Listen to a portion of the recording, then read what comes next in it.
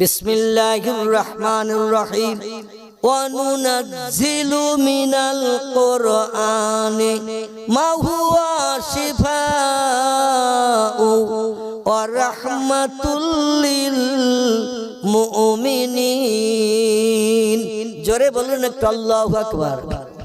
আল্লাহ অনুনাজ্জিলু মিনাল কোরআন, উম্মতি মুহাম্মাদিরা আমার লৌহে মাহফুজে সংরক্ষিত মিষ্টি মধুর সত্যবাণী সত্য কথা সেরা কিতাব কোরআন আমি মুহাম্মদ রাসূলুল্লাহর উম্মতির জন্য পৃথিবীতে কি জন্য পাঠালাম একটাবার কি খোঁজ নিয়েছো দেখেছো? শুনে নাও, জেনে রেখে দাও। মা হুয়া শিফাউন, যত রোগী বেমারিতে অসুস্থতার মাঝখানে পতিত হবে আমার কোরআন সব রোগের ঔষধ তোমাদের ঘরে বসে বসে পরিবেশন করবে। দুনিয়ায় কোনো ডাক্তারের কাছে যেতে হবে না, মাস্টারের কাছে যেতে হবে না, কারো কাছে যে যুক্তি বুদ্ধি নিতে হবে না। কোরআন তোমাদের জন্য এনাফ, যথেষ্ট। জোরে বলুন একটু সুবহানাল্লাহ। আসলে কোরআন বিশ্বাস করি না। বিজ্ঞানীরা যে যন্ত্রটা বানিয়েছেন এই যন্ত্রটার মাধ্যম দিয়ে বাড়িতে বাপ বেটায় অশান্তি বাঁধিয়ে ছেলে যদি কোথাও রাগ করে চলে যায়, বাপ যদি রাগ করে ঘর বাড়ি ছেড়ে দিয়ে কোথাও চলে যায়, কোথায় গেছে খোঁজ খোঁজ খোঁজ 2 বছর 5 বছর 10 বছর পত্র পত্রিকায় খবর দেয়া হয়, রেডিও সেন্টারেও খবর বলে, বিভিন্ন জায়গায় মাইকে অ্যানাউন্স করা হয়। এই রকম গায়ের রং, এই রকম পোশাক পরা একটা ছেলে হারিয়ে গেছে, খবর পেলে আমাদের কাছে এই ফোন নম্বরে তথ্য দেবেন, অবশ্যই আপনাদের কিছু গিফট পুরস্কার দেয়া হবে। মাঝে মাঝে এমন অ্যালাউন্স হয় না? তবুও অনেক ছেলের খবর পাওয়া যায় না, বছরের পর বছর 20 বছর 30 বছর খবর পাওয়া যায় না, বাপেরও খবর পাওয়া যায় না, স্ত্রীরও খবর পাওয়া যায় না, স্বামীরও খবর পাওয়া যায় না। এমন রাগে রাগান্বিত হয়ে বেরিয়ে গেছে আর ঘরে ফেরে না। আল্লাহ বলছেন ইউসুফ নবী কে তার ভাইরা যখন নিয়ে ময়দানে খেলা করতে নিয়ে গেল, খেলা করতে নিয়ে যে কুয়ার কাছে যে সুন্দর জিনিস দেখানোর নাম করে ধাক্কা মেরে যখন ফেলে দিল, ইউসুফ নবী কুয়ার তলায় চলে গেল। ইউসুফ নবী কুয়ায় যে আমার আল্লাহরই ডাক দিয়েছিলেন, এলাহি চরম বিপদে পড়েছি যে 11 জন ভাই আমার কুয়ায় ফেলে দিয়ে চলে গেছে। আসলে ওদের পরিকল্পনা ছিল আমার মারার, এই জন্য কুয়ার কাছে সুন্দর জিনিস দেখাতে নিয়েছে। আমার নিচের দিকে তাকাতে বলল, আমি ভালো জিনিস দেখার জন্য যেই তাকালাম পিছন দিক থেকে ধাক্কা মেরে কুয়ায় ফেলে দিল। পাশে ধরার কিছু নাই, পানিতে দাঁড়ানোর জায়গা নাই, গভীর তলদেশ কুয়া এবং গভীর পানি। ইঁদুরের বাচ্চার মতো এই পানির ভিতরে সাঁতার কেটে আর কত সময় বাঁচবো গো আল্লাহ। আল্লাহ ডেকে বললেন ইযহাবিয়া জিবরিল ইলা ইউসুফা, জিবরিল তাড়াতাড়ি করে ইউসুফের কাছে যা। বিপদে মুসিবতে পড়ে যারা আমি আল্লাহ আমারে ডাকে, আমি আল্লাহ তাদের সাহায্য না করে পারি না। জোরে বলুন একটু সুবহানাল্লাহ। জিবরিল আমিন দ্রুত চলে আসলেন ডানা মেরে। হাদিস শরীফে পয়গম্বর বলছেন, তিরমিজি শরীফের হাদিস, জিবরিলের গায়ে আল্লাহ দ্রুত চলার জন্য ডানা লাগিয়ে দিয়েছেন 600। কটা? এরোপ্লেনের ডানা কটা? এরোপ্লেন উড়োজাহাজ দুটো ডানার উপরে ভর করে চলে। আর জিবরিলের গায়ে ডানা দিয়েছেন 600। পাখির মতো, পাখিরা যেমন দুটো ডানা দিয়ে পাল্লা দেয় হাওয়ার সঙ্গে, দেখবেন বাস পেছনে ফেলে চলে যায়, মোটরসাইকেল পিছনে ফেলে চলে যায়। মানে দুটো ডানায় যখন হাওয়ার সঙ্গে পাল্লা দেয় অনেক গাড়িও পেছনে ফেলে চলে যায়। আর জিবরিলের গায়ে আল্লাহ ডানা লাগিয়েছে 600। তাহলে পাখির থেকে আসতে যাবে তো নাকি? পাখির থেকে পয়গম্বর বলছেন একবার ডানা নাড়া দিলে হাজার হাজার লক্ষ মাইল পথ অতিক্রম করে চোখের পলক মারার আগে। জোরে বলুন একটু সুবহানাল্লাহ। এত দ্রুতগামী রকেট আমার আল্লাহ পাক বানিয়েছেন জিবরিল আমিনকে। আল্লাহর বলা মাত্র জিবরিল পৃথিবীতে আসলেন, দেখলেন ইঁদুরের বাচ্চার মতো ইউসুফ হাবুডুবু খাচ্ছেন, ধারে ধরার জায়গা পাচ্ছেন না, দাঁড়ানোর জায়গা পাচ্ছেন না। একটা মানুষ সাঁতার কেটে পানিতে কত সময় থাকতে পারে? 1 ঘন্টা থাকতে পারবে, 2 ঘন্টা পারবে, হাত অবশ হয়ে গেলে আর সাঁতার কাটতে পারবে? তলায় তলিয়ে যেতে হবে। জিবরিল আমিন এসে বললেন ওয়ালা তাহজান ওয়ালা তাখাফ ইয়া ইউসুফ, ইউসুফ কোনো ভয় নাই, চিন্তা নাই, আমি এসে গেছি। ইউসুফ বলেন মান আনতা, কে তুমি? উনি বলেন পরিচয় পরে দিচ্ছি, আগে আমি যেটা পেতে দিলাম আমার ডানা, এই ডানার উপরে তুমি উঠে বসে একটু স্বস্তি পাও। জিবরিল ডানা পেতে দিয়ে দিলেন কলার ভেলার মতো। ইউসুফ আলাইহিস সালামের হাতও ধরলেন, উনিও ধপড় করে একটু ঠেলে উঠে বসলেন। বসার পরে আল্লাহ বলছেন জিবরিল ব্যবসায়ীরা আসছে দূর দেশ থেকে, ওরা এসে পিপাসার্ত ব্যক্তি হেঁটে হেঁটে আসছেন, এক দেশ থেকে আরেক দেশে যাবে, ওরা এই কুয়ায় এসে বালতি দড়ি ফেলে দেবে, পানি তুলে পিপাসা নিবৃত্তি করবে। যখন বালতি দড়ি ফেলে দেবে আমার ইউসুফের হাতটা বালতির দড়িতে তুমি ধরিয়ে দেবে, পানি ওঠার বদলে ইউসুফ উপরে উঠে যাবে। আল্লাহর পরিকল্পনার সঙ্গে পৃথিবীর মানুষের পরিকল্পনা কি এক হবে নাকি? ওরা বালতি ফেলে দিল, একজনকে বললো বালতি ফেল, বালতি ফেলে দিল, বলে তাড়াতাড়ি পানি তোল। তো পানি তুলতে যাচ্ছে, এক বালতি পানির যা ভার একটা মানুষের ভার তার থেকে কম তো নাকি? 7-8 বছরের বাচ্চা এ বালতির দড়ি ধরে জিবরিল ধরিয়ে দিয়েছে, ধরে রেখে দিয়েছে। আর পানি তুলতে গিয়ে দেখ একটা সুন্দর চেহারা, পৃথিবীর বিশ্ব সুন্দর দুইজন ব্যক্তি পুরুষদের ভিতরে পৃথিবীতে বিশ্ব সুন্দর হয়েছিলেন। একজন হলেন ইয়াকুব নবীর বেটা ইউসুফ, আর একজন ছিলেন আব্দুল্লাহর বেটা মুহাম্মাদুর রাসূলুল্লাহ। জোরে বলুন একটু সুবহানাল্লাহ। এই দুইজনের মতো রূপ চেহারা সৌন্দর্য পুরুষের ভিতরে আর কেউ পেতে পারেনি। জোরে বলুন একটু আমিন। ওরা তো ফেলে দিয়ে চলে গেল, কারণ বাবার কাছে গেলে তো তত্ত্ব দিতে হবে, ইউসুফ কই যাই বলবে, তত্ত্ব দিতে হবে। তো ওরা কুয়ায় ফেলে দেওয়ার আগে মাঠে খেলা করার নাম করে গায়ে জামা সব খুলে রেখেছিল। ইউসুফেরও জামা খুলতে বলেছিল, সেই জামাটা নিজেরা হাতে ধরে একটু ছিঁড়িয়ে তাতে একটা ভেড়া জবাই করে রক্ত মাখিয়ে দিল। দিয়ে ওরা যুক্তি করে দিয়ে বলল বাবা যে ইউসুফের কথা বলবে সেই বলবো অকালা যে বা ইউসুফা, মাঠে আমরা খেলছিলাম, ইউসুফ দেখতে খুব সুন্দর, নেকড়ে বাঘ জঙ্গল থেকে বেরিয়ে এসে ইউসুফের ধরে নিয়ে জঙ্গলে গেছে। আমরা তাড়াতাড়ি খেলা বাদ দিয়ে ইউসুফের সারানোর চেষ্টা করলাম। এই দেখুন ছেঁড়া জামা, রক্ত মাখা, বাঘের গালের থেকে জামা কেড়ে নিতে পেরেছি, ইউসুফকে কেড়ে নিতে পারিনি। আপনি বিশ্বাস করবেন না, তাই রক্ত মাখা জামা পর্যন্ত বাঘের গালের থেকে ছিঁড়ে নিয়েছি। ইয়াকুব নবী বলেছিলেন তোমরা বলছো বাঘে খেয়েছে আমার ইউসুফকে, কিন্তু আমি ঘরে বসে আমার বেঁচে থাকা ইউসুফের গায়ের গন্ধ নাকে পাচ্ছি। জোরে বলুন একটু সুবহানাল্লাহ।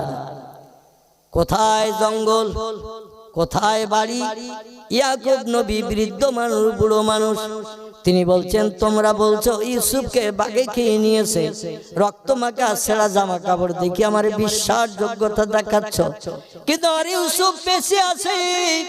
পয়গম্বর ইউসুফের গায়ের গন্ধ হাওয়ার মাধ্যম দিয়ে আমার নাকে এসে লাগছে। পরবর্তীতে প্রমাণ হলো বাঘে ইউসুফের খাইনি। 36-38 বছর পরে এই ভাই বাবা সমেত ইউসুফের কাছে মিশরের দেশে আবার হাজির করা হয়েছিল। জোরে বলুন একটু সুবহানাল্লাহ। বিজ্ঞান বলছে কোরআন যখন সত্য, ভাইরা বলল ভাইরে বাঘে খেয়েছে, বাপ বলল ইউসুফের গায়ের গন্ধ পাচ্ছি তে বেঁচে আছে। পরবর্তী দেখা গেল সে মরেনি, বেঁচে আছে। এই সত্য কোরআন যখন তথ্য দিয়েছে, এমন মেশিন বানা রাগ করে বাড়ি থেকে যে কেউ যদি পালিয়ে কোথাও যেয়ে থাকে, মেশিনের সুইচ টেপবে আর যেখানে থাকবে সেখানকার ফটো মেশিনে উঠে যাবে। আন্দাজে আড়ালে আর কোথাও খুঁজতে হবে না, মাইকে পাবলিসিটি করতে হবে না, খবরের কাগজে বিজ্ঞাপন দেওয়ার দরকার হবে না। ওর ফটোটাই ভেসে আসবে মেশিনে, যেমন টেলিভিশন মেশিনে ইউরোপ দেশের ফটো, আমেরিকার দেশের ফটো, জাপান, জার্মান, হল্যান্ড, পোল্যান্ডের ফটো আমাদের পশ্চিমবাংলার রান্নাঘরে বসে পাওয়া যায় না, যায় না, যায় না, যায় না। পৃথিবীর যে কোনো দেশে ফুটবল খেলা, ক্রিকেট খেলা হলে ঘরে রান্নাঘরে বসে যদি অন করেন দেখতে পাওয়া যাবে না, যাবে না। বিজ্ঞানে বলে এমন মেশিন বানাও, বাড়ির যে কোনো মানুষ কোথাও হারিয়ে যেয়ে থাকলে মেশিনের সুইচ টিপে দেবে, কোথায় কোন গ্রামে, কোন শহরে, কোন চায়ের দোকানে কাপ ধোয়া কাজ করতেছে, সে ফটোটা উঠে যাবে। নির্দিষ্ট জায়গায় যে হারানো মানুষ খুঁজে নিয়ে আসতে পারবে। এটা হলো কোরআনের ফসল। জোরে বলেন একটু নারায়ে তাকবীর। শুধু তাই নয়, আল্লাহ বলছেন সব রোগের ঔষধ করে আমি কোরআনকে পৃথিবীতে পাঠিয়েছি। শুধু তাই নয়, তুলিজুল লাইলা ফিন নাহার, আমি রাতের বেলা দিন করি, দিনের বেলা রাত করি। তুলিজুন নাহারা ফিল লাইল, আল্লাহ বলছেন আমি দিনের বেলা রাত করি, রাতের বেলা দিন করি। তুখরিজুল হাইয়া মিনাল মাইয়াতে, মরাকে আমি জিন্দা করি, আবার তুখরিজুল মাইয়াতা মিনাল হাইয়ে, আমি মরাকে যেমন জিন্দা করি, জিন্দাকেও তেমন মারি। আল্লাহ বলছেন এটাই শুধু কথা নয়, অতারযুকু মান তাশাউ বেগাইরে হিসাব, রিজিকের মালিক আমি আল্লাহ, না খাইয়ে কারো মারি না, যারা মরে সব খেয়েই মরে। কোরআন সত্য না মিথ্যা? কোরআন সত্য না মিথ্যা? শেখ ফরিদুদ্দীন আত্তার রহমাতুল্লাহ আলাইহির নাম আপনারা শুনে থাকবেন। ওলিদের ভিতরে বিখ্যাত ওলি ছিলেন যিনি, নাম তার শেখ ফরিদুদ্দীন আত্তার রহমাতুল্লাহ আলাইহি। ইনি 36 বছর জঙ্গলের ভিতরে এক গাছের তলায় বসে বসে আল্লাহ আল্লাহ নামে জপ জিকির করেছিলেন। দুনিয়ার কোনো পানির দরকার হয়নি, খাবারের দরকার হয়নি। লোকটা মরে গিয়েছিল তো জঙ্গলের ভিতরে। 36 বছর পরে জঙ্গল থেকে সুস্থ তরুতাজা মানুষ আল্লাহর ইবাদত বন্দেগী করে, আল্লাহর নামে জপ জিকির করে আল্লাহর আপন বানিয়ে শহরে গ্রামে ঘরে ফিরে এসেছিলেন। জোরে বলুন একটু সুবহানাল্লাহ। আমাদের ফুরফুরার পীর আবু বকর সিদ্দিক আল কুরাইশি রাহমাতুল্লাহ একজন শাগরেদের নাম আব্দুর রহমান গজনবী। কি নাম বললাম? আব্দুর রহমান গজনবী। আসলে আমি এখনো আপনাদের ইতিকাফ ভাঙাতে পারিনি। আমি একটু আসাম, ত্রিপুরা, মেঘালয়, বাংলাদেশে একটু প্রোগ্রাম করি। আমার আগের বক্তা বলছিলেন এই সামনে 24 তারিখ আবার যাব বাংলাদেশ। যাই হোক, আগামী 1 তারিখ 2 তারিখ আছে ত্রিপুরাতে প্রোগ্রাম আছে, মেঘালয় আছে আগামী 27 তারিখ ইংরেজি মাসের, মেঘালয় যাব। তো যেখানে যাই মানুষদের একটু কথা বলাই এবং আমি যে তত্ত্ব দিই তাদের ব্রেন মগজে একটু ঢোকানোর চেষ্টা করি। কিন্তু আমাদের এই পশ্চিমবাংলার মানুষের ব্যাড হ্যাবিট বা গুড হ্যাবিট যেটাই বলেন, এরা একটু কথা বলতে চায় না, মানে নতুন স্বামী স্ত্রীর মতন। কি কথা বললে কি যে ভুল টুল হবে ঠিক নাই, যা বলে উনি বলুক, শুনলে আমি শুনবো, এইরকম একটা বিষয়। কিন্তু নবী বলছেন বক্তা শ্রোতা কথার বিনিময় করলে সেখানে জজবা তৈরি হয়, আর যে মজলিসে জজবা তৈরি হয় আল্লাহ রহমতের দরজা সেই মজলিসে খুলে দেওয়া হয়। নবীজি মুহাম্মদ রাসূলুল্লাহ 10 বছর মসজিদে নববীতে ওয়াজ করেছেন। আমি বক্তৃতার পূর্বে আপনাদের কাছে বলছিলাম, তো একটা কথা নবী সাহাবীদের কাছে 3 বার জিজ্ঞাসা করতেন। কবার বললাম? 3 বার জিজ্ঞাসা করতেন। কি বললাম? সাহাবীরা উত্তর দিয়েছে। নবী আবার রিপিট করে বলতেন, কি বললাম? বলছেন ইয়া রাসূলুল্লাহ এইটা বলেছেন। নবী আবার জিজ্ঞাসা করতেন, আমি কি বললাম বাবারা? সাহাবীরা একই উত্তর দিতেন 3 বার। কিন্তু আমি নবীজি সুন্নাত আদায়ের জন্য একটা বার জিজ্ঞাসা করলেও আপনাদের ঠোঁট নড়তেছে না। নবী বলছেন মান তামাসসাকা বিসুন্নতি ইনদা ফাসাদে উম্মতি ফালাহু আজরু মিআতা শহীদান। খুব ভালো করে শুনেন, আল্লাহ 4 চোখের মিলন আবার ঘটাবে কিনা জানি না। পয়গম্বর মুহাম্মদ রাসূলুল্লাহ জবানি শুনুন, নবী বলছেন মান তামাসসাকা বিসুন্নতি ইনদা ফাসাদে উম্মতি ফালাহু আজরু মিআতা শহীদান। আখিরি জামানায় শেষ যুগে মানুষ যখন আমার সুন্নতের পায়রবি করবে না, জামার বাড়ি, শ্বশুর বাড়ি, হাটে মাঠে পড়তে, মার্কেট বাজারে, এমন করে মাঠে ঘাটে যেখানে যাবে আমার সুন্নতকে জলাঞ্জলি দিয়ে চলে যাবে। আমার সুন্নত হলো মাথায় টুপি দেওয়া, মুখে দাড়ি রাখা, গায়ে হাঁটুর নিচে লম্বা জামাদা পরিধান করা। এটা হলো বিশ্ব নবীর বাহ্যিক সুন্নত। এই 3টি জিনিস কোনো ব্যক্তি যদি আমল দেয়, এই লোকটার নাম জিজ্ঞাসা করতে হবে না, কোন ধর্মাবলম্বী পরিচয় নিতে হবে না, চেহারার পোশাক পরিচ্ছদ দেখলেই চেনা যাবে না। আমাদের ভারতবর্ষে একটি সম্প্রদায় আছে, এদের নাম হলো শিখ। কি নাম বললাম? শিখ। বাংলা ভাষায় যাদের বলি পাঞ্জাবি, বুঝলেন তো? এদের একজন ধর্মগুরু নেতা আছে, নাম হলো তার মিস্টার গুরু নানক। কি নাম বললাম? গুরু নানক শিখেদের ধর্মগুরু, বৌদ্ধ অবলম্বীদের ধর্মগুরুর নাম গৌতম বুদ্ধ, ইহুদিদের ধর্মগুরুর নাম মোজেস বা মুসা, খ্রিস্টানদের ধর্মগুরুর নাম ঈসা বা যিশু, হিন্দু ভাইদের ধর্মগুরুর নাম রামকৃষ্ণ পরমহংসদেব। আমাদের ধর্মগুরু আছে না নাই? আছে না নেই? আমাদের ধর্মগুরু, আমাদের ধর্মগুরু আছে। ধর্মগুরু না থাকলে পৃথিবীতে কোনো ধর্ম চলবে না। গুরুরা নেতৃত্ব দেয়, জনগণ মেনে চলে, এভাবেই ধর্ম চালু আছে পৃথিবীতে। বর্তমান পৃথিবীতে ধর্মের সংখ্যা 4,500-এর উপরে, 4,500-এর উপরে ধর্মাবলম্বীর বসবাস। প্রত্যেকটি ধর্মাবলম্বীদের ধর্মীয় নেতা আছে। আমাদের একজন ধর্মীয় নেতা আছে, ধর্মগুরু। নাম কি তার? আপনারা একটু জোরে বলেন, এতে কাপ ভেঙে যাক। কি নাম আমাদের ধর্মগুরুর নাম?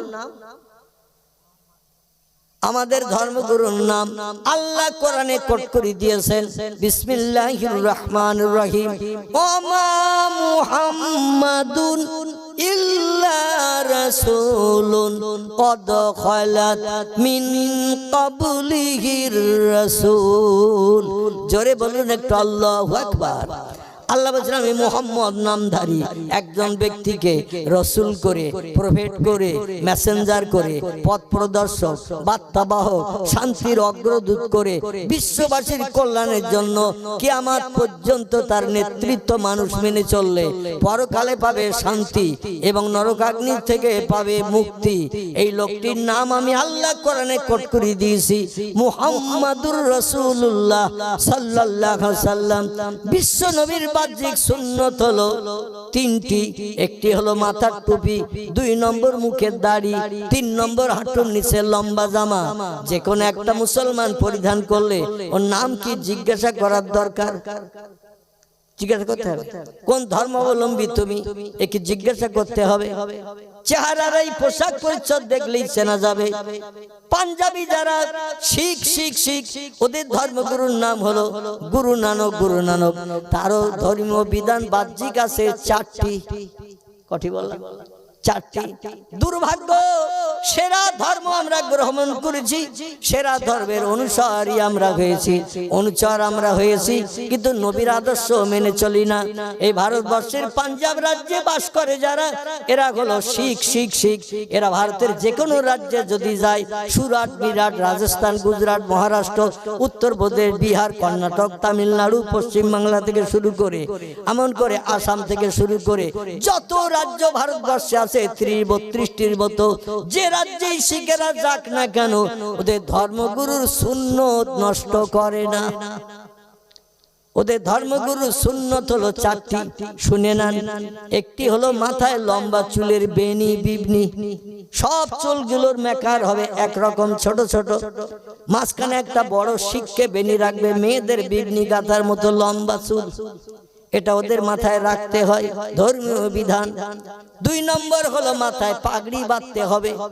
যেখানেই থাকো না কেন ধর্মের বিধান, ধর্মগুরুর নেতৃত্ব মানতে হবে, তার সুন্নত মানতে হবে, তার আদর্শ মানতে হবে, মাথায় পাগড়ি দিতে হবে। 3 নম্বর মুখে দাঁড়িয়ে রাখতে হবে, যেটা আমাদের নবীর সুন্নত। নবী বলছেন, মান কাতাল্লাহিয়া ফাকাত কাতালানি, যে লোকটি আমার সুন্নতকে জলাঞ্জলি দিয়ে দাড়ি কর্তন করে বানর হনুমান মার্কা সেজে গেল, সে যেন আমি মুহাম্মাদুর রাসূলুল্লাহ আমারে মার্ডার করে দিয়ে দিল। নবীজির বাণী। রাসূল বলেন, মান কাতাল্লাহিয়া ফাকাত কাতালানি, যে আমার সুন্নত দাড়ি কর্তন করে বানর হনুমান মার্কা চেহারা বানালো, সে যেন আমি মুহাম্মদ আমারে মার্ডার করে দিয়ে দিল। ফাকাতালানি, আমারে মার্ডার করে প্রাণনাশ করলো। আচ্ছা, নবীর প্রাণনাশকারীর ঠিকানা জান্নাত হবে না জাহান্নাম হবে? আহারে, শিখেরা যেখানেই থাক না কেন ধর্মগুরু সুন্নত, মুখে দাড়ি ওরা কাটে না, দাড়ি রাখে। ওদের ধর্মগুরু 4 নম্বর আরেকটা সুন্নত আছে, বাহ্যিক সুন্নত, চেহারার দিকে তাকালেই দেখতে পাওয়া যায়, সেটা হলো 2 হাতে 2টো করে বালা পরা। পাঞ্জাবি দেখবেন কলকাতায়, যে আশেপাশে যদি কোথাও জানতে গিয়ে থাকবেন, যেখানেই যাবেন দেখবেন ওদের 2 হাতে মেয়েদের মতো 2টো বালা চুড়ি পরা রয়েছে। আছে না নাই?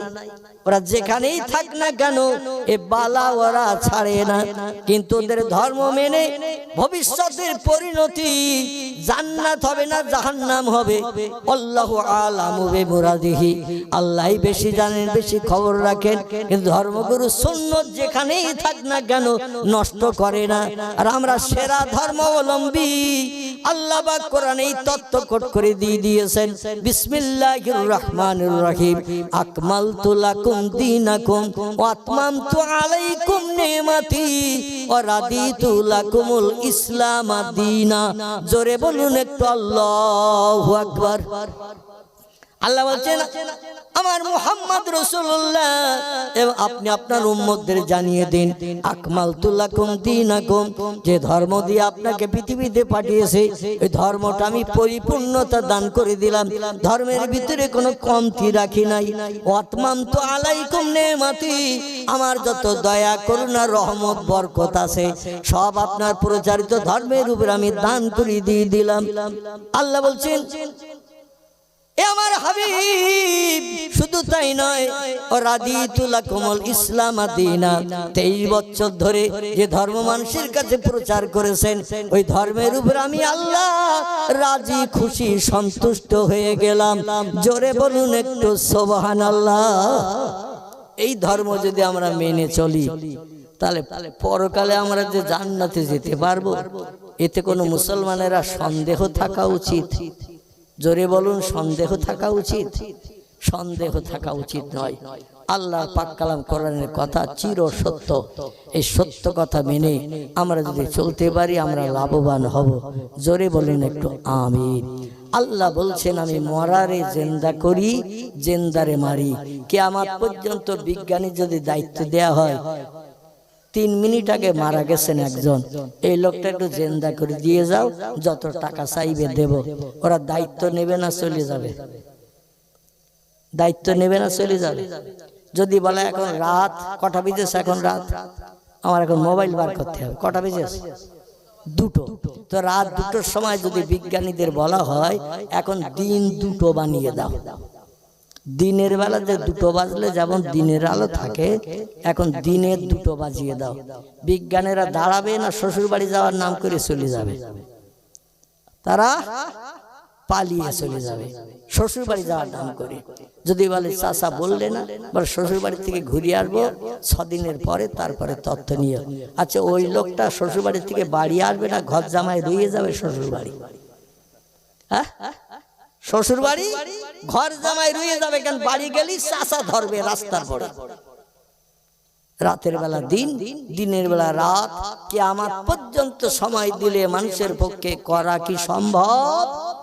মানুষের জন্য করা যেটা অসম্ভব, আল্লাহ বলেন কোরআনে শুধু তথ্য কোট করি নাই, বরং সব তথ্যগুলো বাস্তবে রূপদান করে পৃথিবীর মানুষের মগজ ধোলাই করে আমার কোরআন সত্য প্রমাণ করে দেখিয়েছি।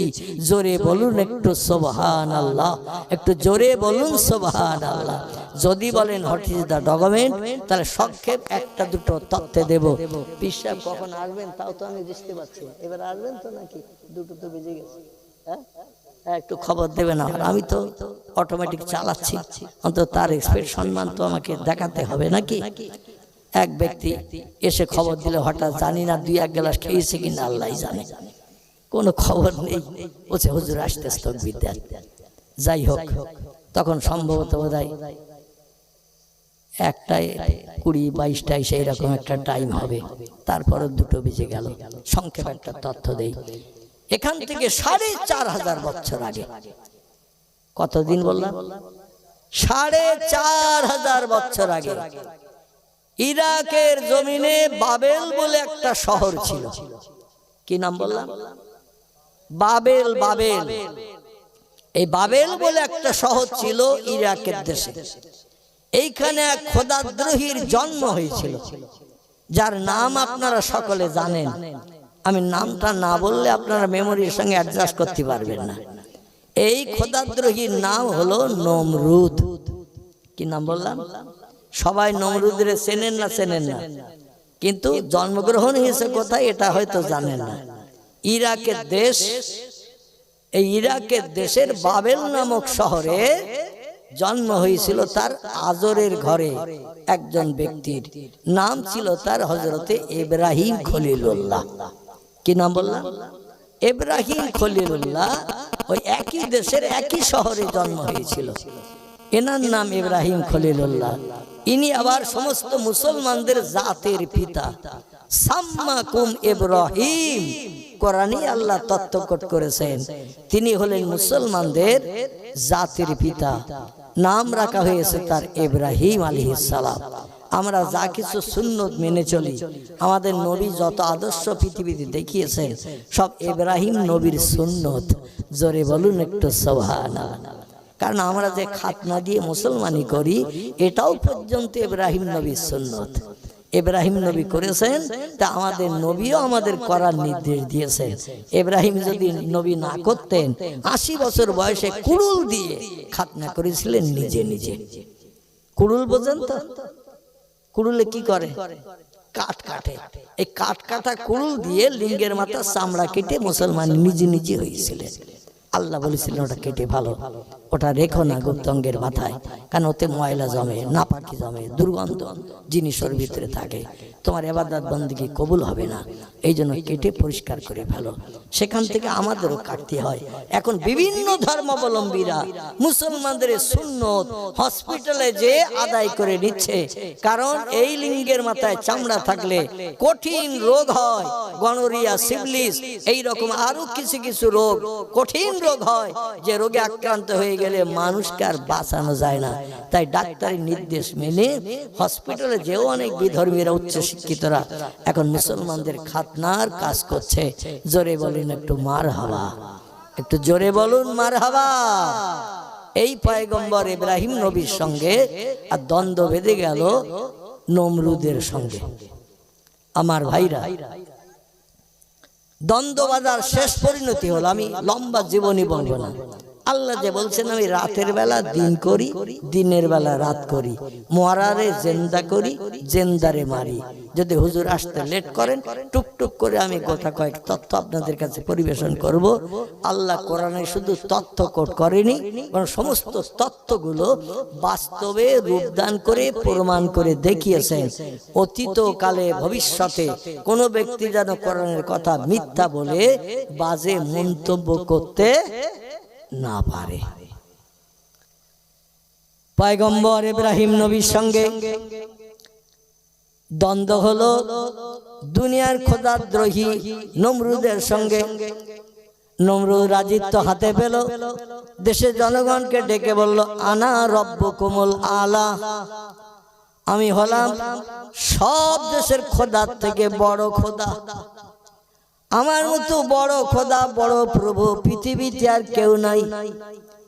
ইব্রাহিম নবী বললেন এ দেশের খোদা নমরুদ, সব দেশের মালিক যিনি তিনি হলেন আল্লাহ। আর নমরুদ সত্য বলেছে না ইব্রাহিম সত্য বলেছে? একটু কথা বলে, ইব্রাহিম সত্য বলেছে না নমরুদ সত্য বলেছে?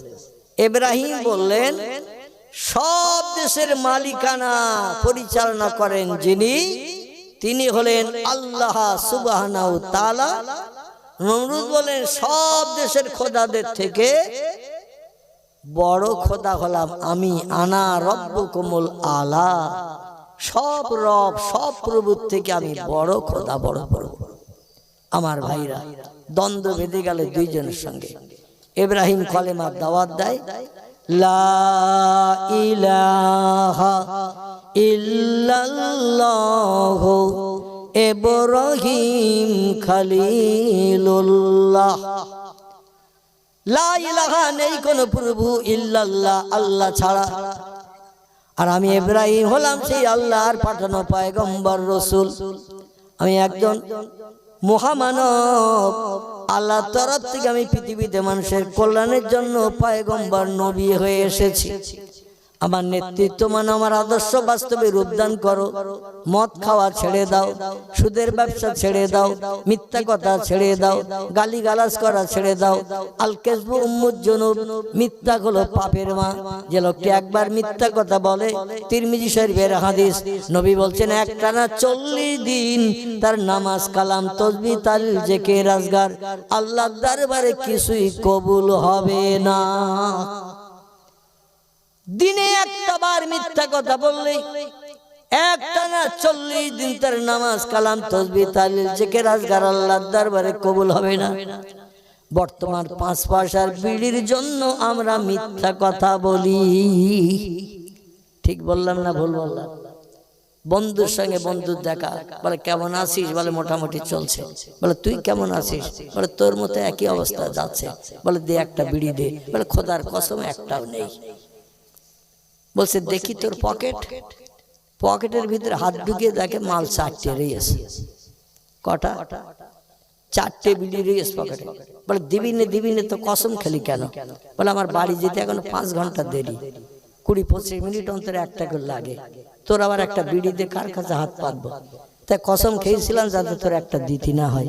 তো তুই পকেট চেক করবি, তাকে জানে পকেট চেক করবি। যদি জানতাম তাহলে আর কসম খেতাম না। 5 পয়সা বিড়ির জন্য আমরা কসম খাই, মিথ্যা বলি। আল্লাহ নবী বলছেন একটানা 40 দিন তার ইবাদত আল্লাহর কাছে কবুল হবে না।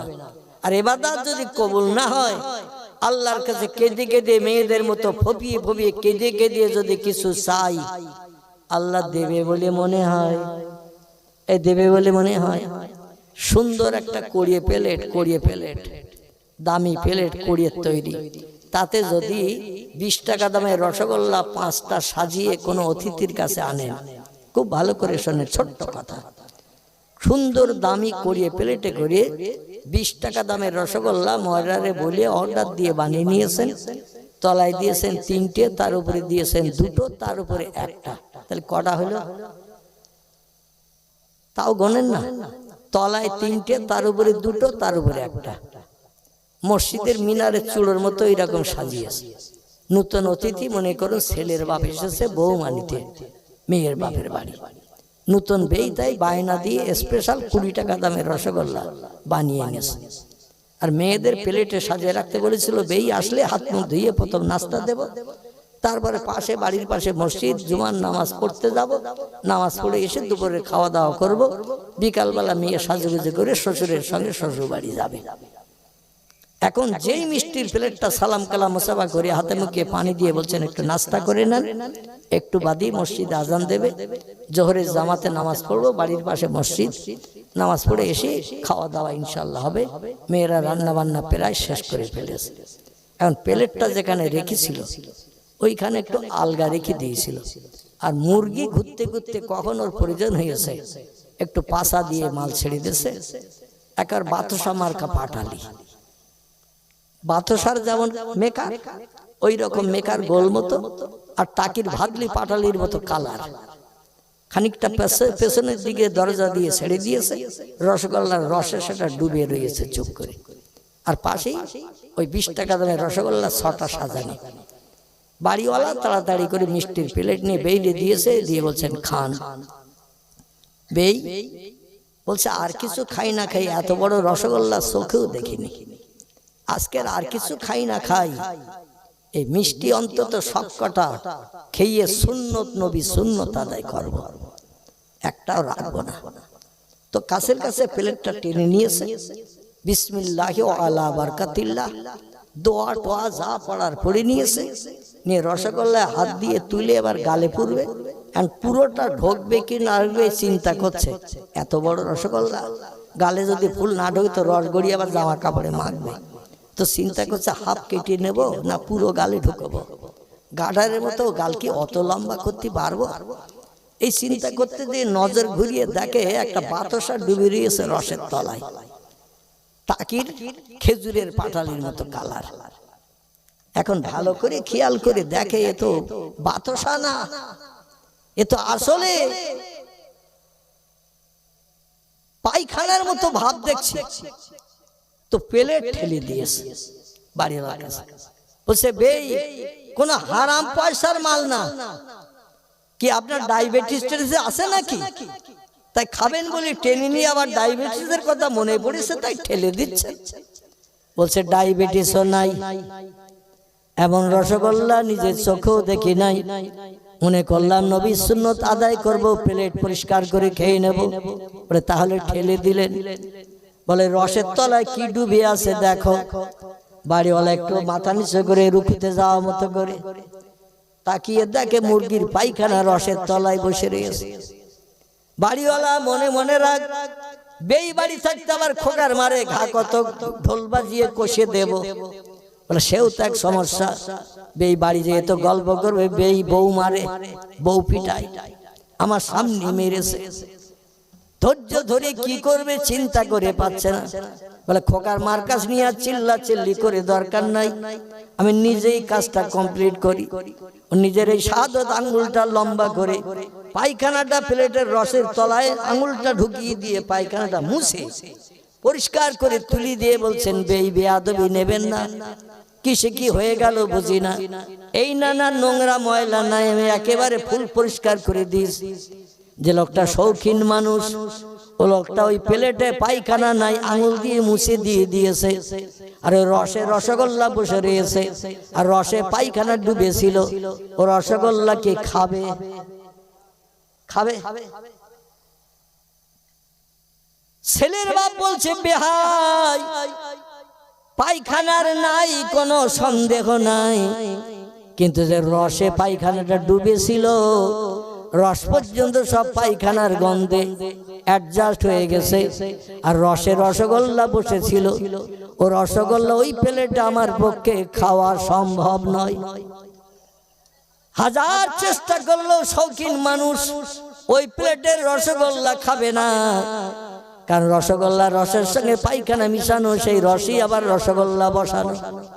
আল্লাহ বলেন তোমার জবান প্লেটটাকে পরিষ্কার করো, জবান প্লেট নোংরা, আর ওই প্লেটটা আমার নামের তাসবিহ পড়বে সুবহানাল্লাহ, আলহামদুলিল্লাহ, লা ইলাহা ইল্লাল্লাহ।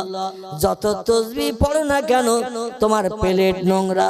বিড়ি খেয়েছো প্লেটে, মদ খেয়েছো প্লেটে, সুদের টাকা খেয়েছো প্লেটে, ওই প্লেট নামক জবানে এমন কোন নোংরা জিনিস নাই তুমি ব্যবহার করো নাই, আর ওই প্লেট দিয়ে আমার নামের জপ জিকির করবে।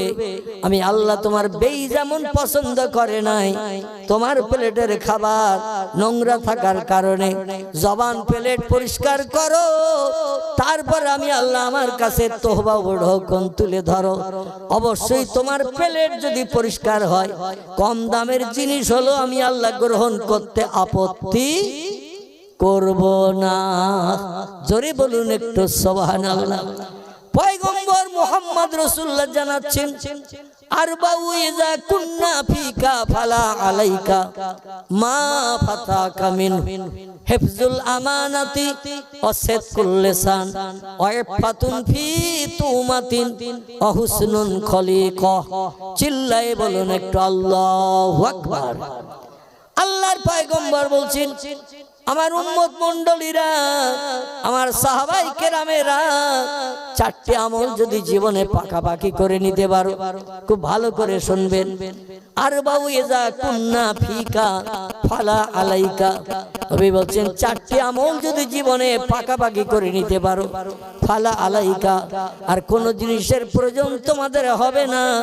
মা ফাতাকা মিনহু, ওই চারটি আমল তোমাদের জন্য এনাফ, যথেষ্ট হয়ে যাবে।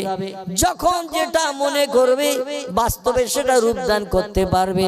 কোনদিন কারো কাছে সমস্যা জানাতে যেতে হবে না, কারো কাছে ভিক্ষুকের মতো হাত পাততে হবে না। চারটি আমল তোমার সব সমস্যার সমাধান করে দিয়ে মরণের দিন পর্যন্ত মুখে হাসি ফুটিয়ে রাখবে। জোরে বলুন একটু সুবহানাল্লাহ, নারায়ে তাকবীর। সাহাবীরা বললেন মা হিয়াল আরবা ইয়া রাসূলুল্লাহ, পয়গম্বর গো আমল চারটি কি একটু বলুন। এই আমল চারটি করতে পারলে আল্লাহ রাজি করা যাবে, জীবনের সব সমস্যার সমাধান পাওয়া যাবে, কারো কাছে যে ভিক্ষুকের মতো হাত পাততে হবে না। আমল চারটি আমরা শুনতে চাই। আল্লাহ নবী প্রথমে বললেন হেফজুল আমানাত, কোন ব্যক্তি তোমার কাছে যদি টাকা পয়সা সোনা দানা গচ্ছিত রাখে, যখন যেদিন চাইবে সঙ্গে সঙ্গে তার মালটা তার হাতে তুলে দেবে। পরের মাল যেন নিজের মাল মনে করে খরচ করবে না। সে আমারে দিয়েছে আবার প্রমাণ চাইবো, প্রমাণ তো কেউ নাই, মাল আমার হয়ে যাবে। এই চিন্তা ভাবনা নিয়ে আমানাতের খেয়ানত যেন জীবনে করবে না। পরের মাল যখন চাইবে তখন যদি দিয়ে তার মুখে হাসি ফোটাতে পারো, এক নম্বরে আমলটা তোমার পাকা হয়ে গেল। জোরে বলুন একটু সুবহানাল্লাহ। আল্লাহর নবী বলছেন আমানাতের সংরক্ষণ করবে। কেউ কিছু রেখে দিলে সযত্নে গুছিয়ে রাখবে, যখন চাইবে সঙ্গে সঙ্গে তার মাল তার হাতে তুলে দিয়ে তার মুখে হাসি ফোটাবে। যদি তার মাল তার হাতে তুলে দিয়ে মুখে হাসি ফোটাতে পারো, আল্লাহ তোমার মুখে হাসি ফোটাবে। জোরে বলুন সুবহানাল্লাহ। সাহাবীরা বললেন মা হিয়াল ইসনা ইয়া রাসূলুল্লাহ, দুই নম্বরের আমল কি একটু বলুন। নবী বললেন এ সাহাবীরা সিদকুল লিসান, জবান সংরক্ষণ করবে। জবানে যেন মিথ্যা কথা বলবে না, কোনদিন মিথ্যা কথার আশ্রয় যেন জবানে তুমি নেবে না। মিথ্যা কথা যেন বলবে না, কথা যখন বলবে সত্য কথা বলবে। কারণ মিথ্যা হলো পাপের মা। মায়েরা সন্তান প্রসব করে যেমন বংশ বৃদ্ধি করে, যে লোকটি মিথ্যা কথা বলে সে পাপের বংশ বৃদ্ধি করে। মৃত্যুকের কোন দোয়া দাবি আল্লাহর দরবারে কোনদিন কবুল হয় না। সাহাবীরা বললেন মাহিয়া সালাস ইয়া রাসূলুল্লাহ, তিন নম্বরে আমল কোনটা করতে হবে বলুন। নবী বললেন ওয়াফাতুন ফি তুমাতিন, তিন নম্বরের আমল হলো যখন কোনো খাবার খাবে, খাদ্য খাবে, একটু যাচাই করে খাবে খাবারটা হালাল না হারাম। গালে যখন কোনো খাবার তুলবে একটু যাচাই করে পরীক্ষা নিরীক্ষা করে গালে দেবে। শস্য দানা পরিমাণ হারাম খাবার গালে দিয়ে যদি দাঁতে চাপন দিয়ে, তিরমিজি শরীফের হাদিস, জিভ লাগিয়ে যদি টেস্ট আস্বাদ কোনো ব্যক্তি চাখে, ছোট্ট মুসুরির দানার মতো কোন হারাম খাবার গালে দিয়ে দাঁতে চাপন দিয়ে জিভ লাগিয়ে যদি আস্বাদ চাখে, টক তিতো মিষ্টি কি ঝাল, এই আস্বাদ যদি জিভ লাগিয়ে চেখে নেয়, একটানা 40 দিন তার কোন ইবাদত আল্লাহ কবুল করবে না। এই জন্য খাবার যখন খাবে একটু যাচাই করে গালে দেবে খাবারটা হালাল না হারাম। বর্তমানে আমরা যা পাই তাই খাই, জীবনে যাচাই করার সময় আমরা কোনোদিন পাই না। ঠিক বললাম না ভুল বললাম? বর্তমানে অধিকাংশ বিয়ে বাড়ি এখন বিয়ের আগে হারাম লেনদেন হয়। ছেলের পক্ষ মেয়ের দিয়ে আসে, আশীর্বাদের সময় পাঞ্চনি, হুগলি হাওড়া জেলায় বলে পাঞ্চলি, আমাদের দেশে বলে পাকা দেখা, হিন্দু নামতে বলে আশীর্বাদ। এই আশীর্বাদের দিন ছেলের পক্ষরা মেয়ের কপালে টিকুলি, হাতে আংটি, বিভিন্ন জিনিস ভরে দিয়ে আসে। পাকাপাকি করে আসলাম আংটি ভরে দিয়ে। আল্লামা হুজুরের লেখা কিতাব তরিকত দর্পণ তাসব তত্ত্ব আমি একটু আলগা করে দেখার অনুরোধ করব। হুজুর লিখেছেন বিয়ের আগে কোন পক্ষ যদি কোন পক্ষকে কোন মালের লেনদেন করে, ওই বিয়েটা ফুরফুরা শরীফের পীর সাহেব, বাংলাদেশের যত বড় পীর, আরো দেশে যত জায়গায় যত বড় পীর, আলেম ওলামা, হাফেজ, কারি, মুফতি, যত নামি দামি আল্লাহওয়ালা ডেকে ওই ছেলের সঙ্গে মেয়ের বিয়ে পড়ান। বিয়ে শরীয়তে বৈধ হবে না। স্বামী স্ত্রী মেলামেশার কারণে যত সন্তান হবে, সন্তান হারামজাদা অবৈধ জারজ হবে। ও সন্তান আল্লাহওয়ালা কোনোদিন হবে না, হবে না, হবে না। তো আল্লামা হুজুর লিখেছেন তরিকত দর্পণ তাসব তত্ত্বের ভিতরে বিয়ের পরে শ্বশুর যদি তার জায়গা জমি ঘর বাড়ি ব্যাংক ব্যালেন্স সব যদি জামাইকে উইল করে দেয়, জামাইকে যদি লিখে দেয়, শরীয়তে নেওয়া জায়েজ আছে। বিয়ের আগে কোন মালের লেনদেন হলে শরীয়তে ওই বিয়ে হলো নাজায়েজ। শতকরা 95 থেকে 98% বিয়ে কিছু না কিছু লেনদেন বিয়ের আগে হয় না, হয় না। শরীয়তের নিয়ম হলো বিয়ের পরে যদি জামাই শ্বশুরকে কিছু দেয়, শ্বশুর জামাইকে কিছু দেয়, এটা শরীয়তে নেওয়া জায়েজ আছে, কিন্তু বিয়ের আগে নয়। আর বিয়ের আগে লেনদেন হলে ওই বিয়ে বাড়িতে যদি মসজিদের ইমাম যেও খায়, মুয়াজ্জিন যেয়ে খায়, আমার মতো মৌলবি যেও যদি খায়, এ খাওয়াটা হারাম খাওয়া হবে। আর হারাম খেলে আল্লাহর দরবারে কোনো ব্যক্তির ইবাদত কবুল হবে না। পাশের বাড়ির লোকের নিমন্ত্রণ করে যাচ্ছে মেয়ের বাবা, মেয়ের বাবা নিমন্ত্রণ করে চলে যাচ্ছে বাড়ি, তার পাশের বাড়ির লোকের সঙ্গে সামনে যেয়ে দেখা, বলে চাচা কোথায় গিয়েছিলে? বলে বাবা খবর শোনো নাই, অমুক জায়গায় একটা মাস্টার ছেলের সঙ্গে আমার মেয়ের বিয়ে ঠিক হয়েছে, আগামী 3 দিন পরে বিয়ে।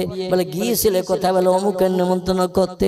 বলে তার পাশে আমার বাড়ি, ওই লোকটা তোমার বাড়ি নিমন্ত্রণ খেতে যাবে, আর আমি চুপ করে বাড়ি বসে থাকবো, লজ্জায় আর রাস্তায় বেরোতে পারবো নাকি? লোকটা যখন বুঝলো আমার মেয়ের বিয়েতে লোকটা যেতে ইচ্ছুক, বলে বড় ব্যস্ত আছি, তাই তোমার বাড়ির বারান্দায় দেখলাম উকি মেরে কেউ নাই, তো মনে করলাম কালকে এসে নিমন্ত্রণ করে যাব। বলে চাচা তুমি ব্যস্ত মানুষ, মেয়ের বিয়ে ছটফট করছো, আমার বাড়ি আর যেতে হবে না, রাস্তায় নিমন্ত্রণ দিলেই আমি কবুল করে নিলাম। মানে হারাম খাওয়ার জন্য চাচারে ডেকে জিজ্ঞাসাবাদ করে রাস্তায় নিমন্ত্রণ নেছে। এরম ঘটনা ঘটে না, ঘটে না? কালকে আর আমার বাড়ি আসতে হবে না, তুমি ব্যস্ত মানুষ, 3 দিন বাকি বিয়ে, হাট বাজার করতে হবে, বিভিন্ন কেনাকাটা করতে হবে, কাল আর আসতে হবে না চাচা। রাস্তায় যখন দেখা হয়েছে আর আমার বারান্দার দিকে উকি মেরেছিলে, কাউরে পাওনি বলে আজকের আর বলতে পারোনি বাড়ি কাউরে, কালকে আর আসবা বলছো, আর আসতে হবে না, আমি আজকের এই রাস্তার উপরেই তোমার নিমন্ত্রণ নিয়ে নিলাম। আর পাকা রাস্তায় কথা হচ্ছে মানে নিমন্ত্রণ পাকা, পাকা রাস্তার উপরে কথা হচ্ছে, নিমন্ত্রণ পাকা। এই বেয়াদব ও বিয়ের বাড়ি উপজে নিমন্ত্রণ নিচ্ছে হারাম খেতে যাবে বলে। জোরে বলো নাউজুবিল্লাহ। আচ্ছা এরাম খাবার আমরা খাই না, খাই না? আপনারা খান না মনে হয়, জানো না নাকি? শেষবেলা বদনাম দেব, আপনারা জান না, কিন্তু আমাদের বসিরহাট এলাকায় উপজে নিমন্ত্রণ নাই, অমুক যাবে তমুক যাবে, আর আমি যাবো না, তাহলে আমি তোমার আপনজন না? যদি নিমন্ত্রণ নাও করো তাও আমি যাব।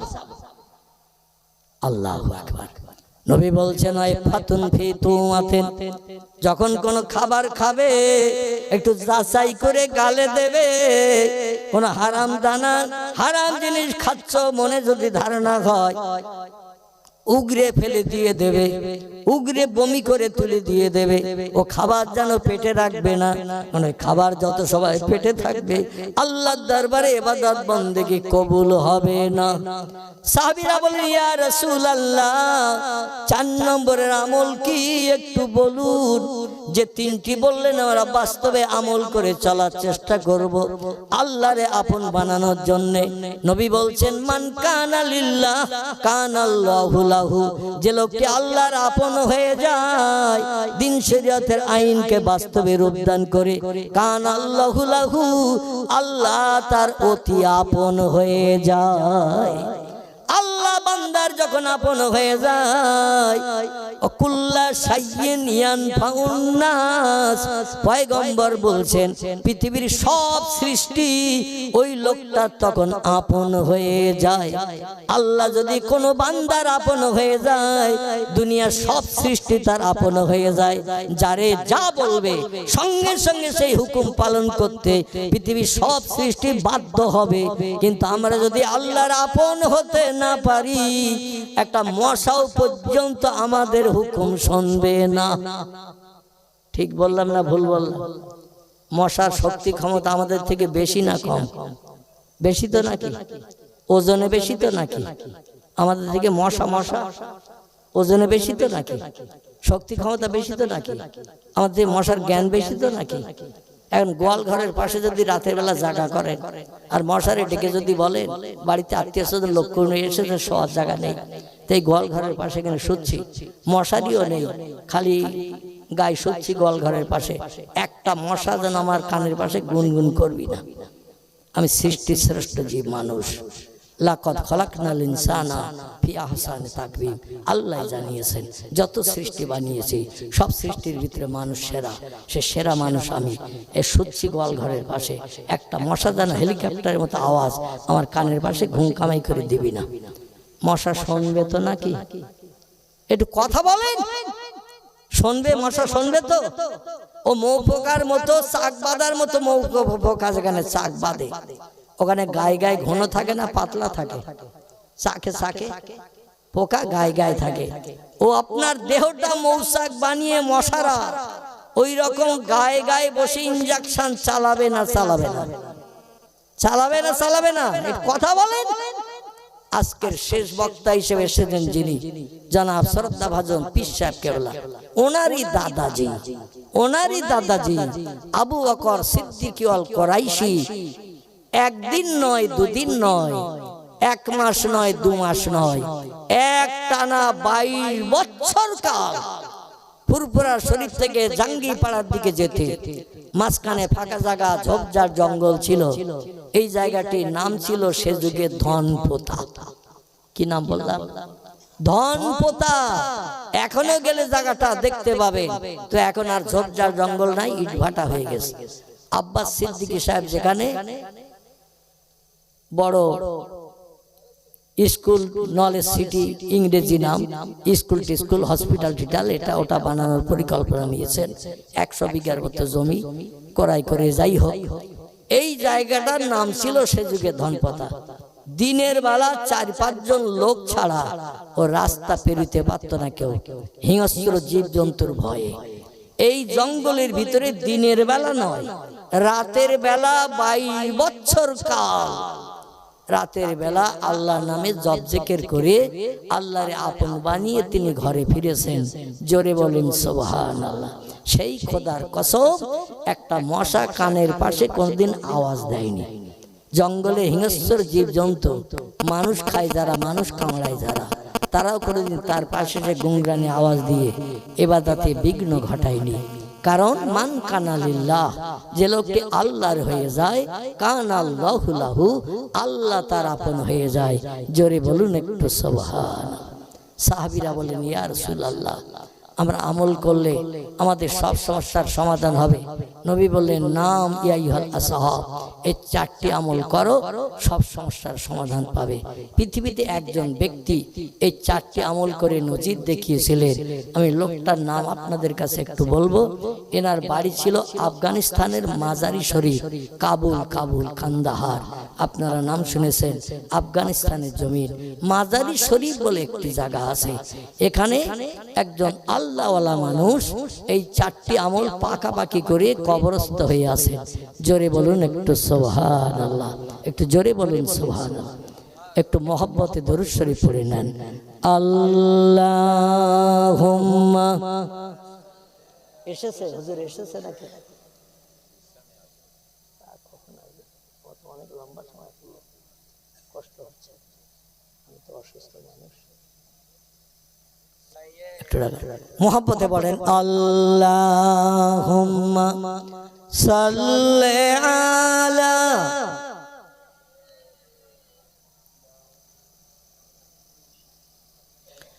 ওয়া আলা আলি সাইয়্যিদিনা মাওলানা।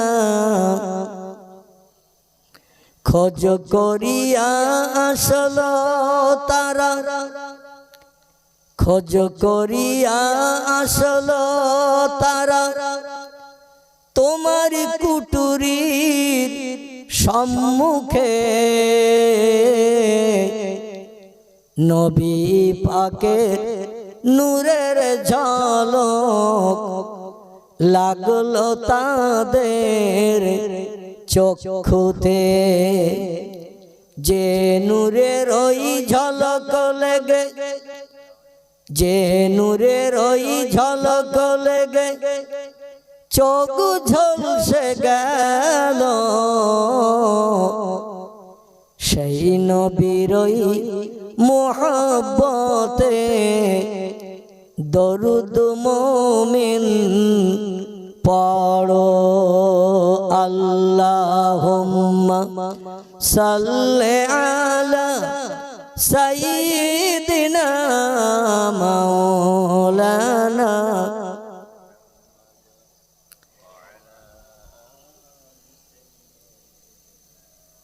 মাওলানা। অভয়ে বাণী দিল তারা, অভয়ে বাণী দিল তারা, ও আমিনা বিবি, শিশু পুত্র তোমার হবে, শেষ জামানার নবী। যে শিশুকে দেখে তারা, যে শিশুকে দেখে তারা রাসূল মেনে গেল, সেই নবীর ওই মোহাব্বতে দরুদ মুমিন পড়ো। আল্লাহুম্মা সাল্লি আলা সাইয়্যিদিনা মাওলানা ওয়া আলা আলি সাইয়্যিদিনা মাওলানা মুহাম্মদ। আল্লাহ চেনার জন্য পৃথিবীতে রাস্তা আছে চারটি। আরবি ভাষায় একে বলা হয় তরিকা। কি বলা হয়? তরিকা। একটু কথা বলবেন, কারণ লম্বা সময় হয়ে যাচ্ছে তো আমার একটু কষ্ট হচ্ছে এখন। কম বেশি আপনারা জানেন 1 বছর আগে কঠিন অপারেশন হয়েছিল আমার। একবার পাঁজরের কাঠি থেকে কুচকি পর্যন্ত পুরো পেট ফেড়ে ফেলে কিডনি জোড়া হয়েছে। এজন্য লম্বা টাইম ডাক্তার আমাকে বক্তৃতা করতে নিষেধ করেছেন, 1.5 ঘন্টার বেশি ওয়াজ করতে নিষেধ করেছেন। প্রতিদিন হয়ে যায় 2.5-3 ঘন্টা। আজও প্রায় সেই টাইম হতে যাচ্ছে। সম্ভবত আমি 11:30টায় এসে বসেছিলাম, 12:30, 1:30, 2:30 বেজে গেছে এখন। তো 3 ঘন্টার কাছাকাছি বোধহয় হয়ে গেছে। কর্তৃপক্ষকে অনুরোধ রাখবো হুজুরকে একটু ঘুম ভাঙাতে, কারণ উনি প্রতিদিন কমপক্ষে 2টো করে প্রোগ্রাম করেন।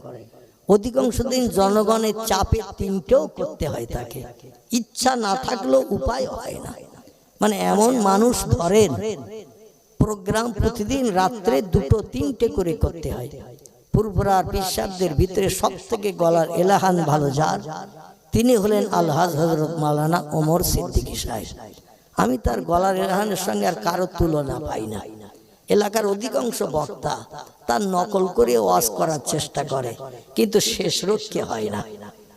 এ ঠিক বললাম না ভুল বললাম?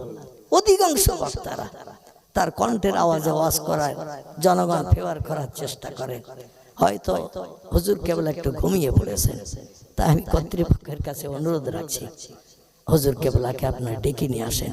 আল্লাহ চারিচক্যের মিলন ঘটালে আমি আবার কিছু আলোচনা করব। লম্বা টাইম হয়ে যাচ্ছে, আর প্রায় প্রতিদিনই বক্তৃতা করতে হচ্ছে। গত রাত্রে, আগের রাত্রে ছিলাম সেই মুর্শিদাবাদ কাটরা মসজিদ, তার আগের দিন ছিলাম বাংলাদেশ, আবার আগামীকাল যেতে হবে আমাকে জয়নগর। গতকাল একটু কাছাকাছি ছিল বাদুড়িয়ার ওখানে। যাই হোক, আবার আগামী পরশুদিন সম্ভবত পশ্চিম মেদিনীপুর যেতে হবে। এই দূরে দূরে 6টা রাত জায়গা। এই এখন এই বাড়ি দিয়ে পৌঁছতে পৌঁছতে ফজরের আজান শুনতে হবে। ঠিক কি? আলহামদুলিল্লাহ, নারায়ে তাকবীর, আল্লাহু আকবার, নারায়ে তাকবীর, আল্লাহু আকবার, সিলসিলা। যাই হোক, আমি একটু কোরআনের মর্যাদা সম্পর্কে আলোচনা করার উদ্দেশ্যে পাক কালাম কোরআন মাজিদ থেকে ছোট্ট ছোট্ট 3টে আয়াত শরীফ পড়ে রেখেছিলাম। সে আয়াতের দিকে এখনো যেতে পারি নাই। মানে কোরআন যে সত্য ধর্মগ্রন্থ, আল্লাহ কোরআনের শুরুতে ইন্ট্রোডাকশন সূচনা ভূমিকাতে জানিয়েছেন যালিকাল কিতাবু লা রাইবা ফীহি। আয়াতটির বাংলা অর্থ হলো ওই কিতাব। জালিকা শব্দের বাংলা অর্থ হলো ওই, হাজা মানে হলো এই। কোরআন এখন আমাদের কাছে না দূরে? একটু কথা বলেন। কাছে, কিন্তু এখানে হাজাল কোরআন বললে ভালো হতো, কিন্তু এখানে বলা হয়েছে জালিকাল কিতাব, ওই কিতাব। ওই কিতাব বলতে এটাই বোঝায় যেটা পূর্বে লৌহে মাহফুজে আরশ পাকের উপরে আল্লাহ সংরক্ষিত করে রেখেছিলেন। আদম নবী আলাইহিস সালাম পৃথিবীতে আসার বহু বহু কাল পূর্বে। জোরে বলুন সুবহানাল্লাহ। পৃথিবীতে 1,24,000 মতান্তরে 2,24,000 পয়গম্বরের আগমন হয়েছে পৃথিবীতে। কোন পয়গম্বরের উম্মতের কল্যাণের জন্য, উপকারের জন্য আল্লাহ লৌহে মাহফুজে সংরক্ষিত কোরআন পৃথিবীতে পাঠান নাই। কোরআন বানিয়ে রেখে দিয়েছেন আল্লাহর বাণী, কালামুল্লাহ যাকে আরবি ভাষায় বলা হয়। কালামুল্লাহ শব্দের বাংলা অর্থ হলো আল্লাহর কালাম, আল্লাহর বাণী। এই বাণীকে সংরক্ষণ করে রেখেছিলেন অতীতকালে সব পয়গম্বর পৃথিবীতে আসার আগে। কোন পয়গম্বরের উম্মতের উপকারের জন্য কোরআন পাঠান নাই, কারণ আল্লাহ সৃষ্টির ভিতরে যারে সেরা করে বানিয়েছেন তার উম্মতেরা কিয়ামত পর্যন্ত ওই কিতাব প্রাপ্ত হলে আর কোনদিন কারো কাছে সমস্যা জানানোর জন্য যেতে হবে না। তাই জোরে বলুন সুবহানাল্লাহ। সেই খোদার কসম খেয়ে বলি, কোরআনকে যদি ফলো করি, কোরআনকে যদি আমল করি, কোরআনের মান্যতা যদি জীবনের সঙ্গে প্রতিফলিত করি, জীবনে কোনোদিন কারো কাছে যেতে হবে না, সাহায্য চাইতে হবে না। কোরআন আমাদের জন্য এনাফ, যথেষ্ট হয়ে যাবে। জোরে বলুন একটু আমিন। এখন টুক করে আপনার প্রশ্ন করতে পারেন, হুজুর ক্যান্সার হলে, টিউমার হলে, স্ট্রোক হলে, প্লেগ হলে, কঠিন কঠিন রোগ, এমন করে কিছুদিন আগে 2020 সালের দিকে নতুন একটা রোগ এসেছিল, নাম ছিল তার কি? নতুন রোগ করোনা। করোনা রোগ মানে এত কঠিন রোগ আল্লাহ দিয়েছিলেন, মানুষের নিঃশ্বাস যদি আপনার নাকে লাগে ও রোগ আপনার ধরবে। কারে গায়ে হাত দিল ছোঁয়াচে রোগ আপনারে ধরবে। বাপ মারা গেলে ছেলে কবর দিতে যায় না, ছেলে মারা গেলে বাপ মাও তার ধারে পাশে ঘাসে না। হসপিটালে মারা গেছে, খবর দিলে বলে হসপিটালের কর্তৃপক্ষ যা পারে করুক, আমরা লাশ নিয়ে বাড়ি এসে কবর দিতে দিয়ে বাড়ি শুদ্ধ সব মরবো নাকি? এই সমস্ত কঠিন রোগগুলো দেন কে? দেন? আল্লাহ বলছেন বিমা কাসাবাত আইদিন নাস। খুব সংক্ষেপ করে বলি, ও বান্দা বান্দি, তোমরা যা কামাই করো সেটাই হলো তোমাদের কামাইয়ের ফসল। দুনিয়ায় যেমন কাজ করবে তেমন প্রতিদান পাবে। 24 ঘন্টা আমার জমিনে একটু আমার উদ্দেশ্যে সেজদা করবে না, কপালে একটু ধুলা মাখাবে না, নাকে খড় দেবে না, আমার নামে তাসবিহ সুবহানা রাব্বিয়াল আলা 24 ঘন্টার ভিতরে একটা বারও জমিনে সেজদা দিয়ে পড়বে না। আর আমার দুনিয়ায় বাস করবে, আমার নিয়ামত জায়গা জমি ঘর বাড়ি নিয়ে দুনিয়ায় সুখভোগ করবে, সুন্দরী স্ত্রী পুত্র নিয়ে সংসার জীবনে সুখভোগ করে জীবন যৌবনে ক্ষুধা বৃদ্ধি করবে।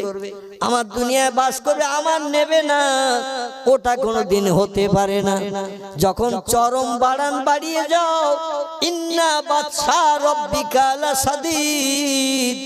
আল্লাহ বলছেন আমি তোমাদের অপদার্থতা, অকর্মমূলক কাজগুলো যখন দেখব, ধৈর্যের বাইরে যখন চলে যাবে, মুয়াজ্জিন আযান দিচ্ছে আসসালাতু খায়রুম মিনান নাওম, শান্তির ঘুমের বিছানা থেকে নামাজ উত্তম।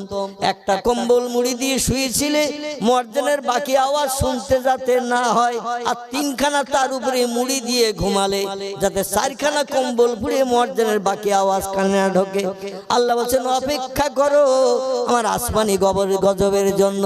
আমি যখন আসমানি গজব নিক্ষেপ করব, একটা আন্ডা বাচ্চাকেও ছাড়বো না। একটা আন্ডা বাচ্চাকেও ছাড়বো না। আমি আল্লাহ পাক শুধু কোন শব্দ ব্যবহার করব, ইন্নামা আমরুহু ইযা আরাদা শাইয়ান আইয়াকুলা লাহু কুন ফায়াকুন। আল্লাহ বলেন যখন আমি কোনো বিষয় কোনো হুকুম করি, ইযা আরাদা শাইয়ান কোনো কিছু তৈরি করার ইচ্ছা প্রকাশ করি, আইয়াকুলা লাহু আমার জবান দিয়ে শুধু একটু বলি কুন হ ফায়াকুন, সঙ্গে সঙ্গে সেটা হয়ে যায়। আমার কোনো কিছু বানাতে তৈরি করতে 1 সেকেন্ডের জায়গায় 2 সেকেন্ড সময় কোনোদিন লাগেনি, ভবিষ্যতও লাগবে না। আমি চিরজীবন্ত, চির অমর, চির শক্তিশালী। আমার শক্তির সঙ্গে পাল্লা দিয়ে কোনো বিজ্ঞান, দর্শন, ইঞ্জিনিয়ার, ডাক্তার, মাস্টার, ভূতত্ত্ববিদ আমার সঙ্গে পাল্লা দিয়ে কোনোদিন জয়ী হতে পারবে না। তবে আমি তোমাদের কাছে দায়িত্ব দিলাম, কিয়ামত পর্যন্ত সময় দিলাম। পশ্চিম দিক থেকে যেদিন সূর্য উঠবে, পূর্ব দিকে ডুবতে যাবে, সেদিন একটা ছোট দিন বানাবো।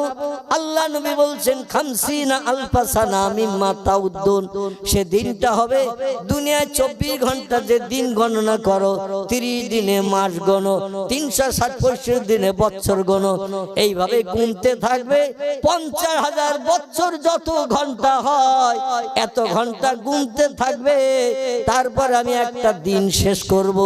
আল্লাহ এটা পারবেন না, পারবেন না। একটা দিন বানাবেন 50,000 বছরের সমান, আল্লাহ সেই দিনটা বানাবেন। আল্লাহ বলছেন ও বিজ্ঞানীরা, দার্শনিকেরা, ইঞ্জিনিয়ার, ডাক্তার, মাস্টারেরা, গোটা 3 জিনিসের কথা বললাম, সময় দিলাম কিয়ামত পর্যন্ত। একটু চেষ্টা চালাও, আমার সমসাময়িক সমকক্ষ হতে পারো কিনা।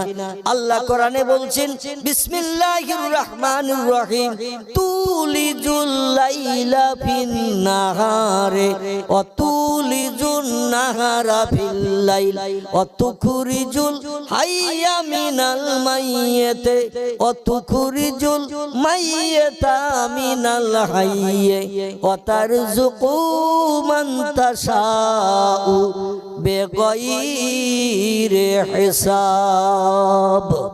জোরে বলুন একটু আল্লাহু আকবার, আর একটু গলা ছেড়ে বলুন। আল্লাহ বলছেন 3টি দায়িত্ব দিলাম আমার সমকক্ষ হতে, আমার উপরে যেতে। যদি তোমরা পারো তাহলে বুঝবো আমার শক্তি কম, তোমাদের বেশি। কারণ যন্ত্রপাতি অনেক বানিয়েছো, মানুষের মুখে হাসি ফুটিয়েছো, অজানা জিনিস তাদের হাতে তুলে দিয়েছো। পরিশ্রম করতে হবে না, বিনা পরিশ্রমে কষ্টের কাজ তোমরা সহজ করে দিয়েছো। মানুষ তাই তোমাদের নিয়ে আনন্দে আত্মহারা। তবে 3টে কাজ করো, তাহলে আমি সময় দিলাম কিয়ামত পর্যন্ত, 2-1 বছরের জন্য নয়। যতদিন পশ্চিম দিকে সূর্য না উঠবে ততদিন পর্যন্ত সময়। চেষ্টা করে দেখো আমার সমতুল্য হতে পারবে কিনা। বিজ্ঞানীরা যদি কিয়ামত পর্যন্তই সময় আল্লাহ দিলেন আর কিয়ামত পর্যন্ত যদি চেষ্টা চালায়, আল্লাহর সঙ্গে পাল্লা দিয়ে সমান সমান হতে পারবে বলে মনে হয় তো? নাকি পারবে না? কিয়ামত পর্যন্ত সময় আরো কত যন্ত্র মেশিন বানাবে। এই তো কিছুদিন আগে পত্রিকায় তথ্য দিল, কোরআন পাকের 12 পারায় একটু সূরা কট করা হয়েছে। সূরাটির নাম হলো সূরাতুল ইউসুফ। নাম শুনেছেন? সবথেকে লম্বা পয়গম্বরের জীবনী এই সূরা ইউসুফ। কোরআনে মোট 25 জন পয়গম্বরের জীবনী আল্লাহ কম বেশি বর্ণনা করেছেন।